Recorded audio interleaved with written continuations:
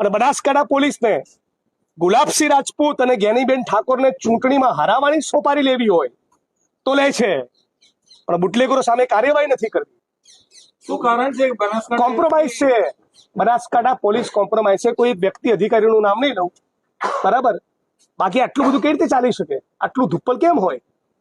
આપણો જિલ્લો કેમ આવો હોય? કેમ પાલનપુરમાં એમડી ડ્રગ્સ આવી ગયું? હું ધારાસભ્ય બન્યો 2017માં, ત્યારે તો આવું નહોતું. ત્યારે દારૂના અડ્ડા હતા, જુગારના અડ્ડા હતા, પણ એમડી ડ્રગ્સ નહોતું. તો બનાસકાંઠા પોલીસ પ્રશાસનની જવાબદારી બને છે આની સામે કડક હાથે કાર્યવાહી કરે. ગુલાબસિંહ રાજપૂતે આખા જિલ્લાના ની અંદર દારૂ ડ્રગ્સ વેચાય છે એની વાત કરી. આજે મેં પાલનપુર ને વડગામથી શરૂઆત કરી છે. આજે વડગામ પાલનપુરથી શરૂઆત કરી છે. આખા બનાસકાંઠા જિલ્લાના 14 તાલુકામાં મુદ્દો મેં ઉપાડીશું. વ્યક્તિગત પણ ઉપાડીશ અને કોંગ્રેસ પાર્ટી તરીકે પણ ઉપાડીશું. આ બનાસકાંઠા જિલ્લાના અમારા એક્ટિવિઝમનો એજન્ડા છે અને રહેશે.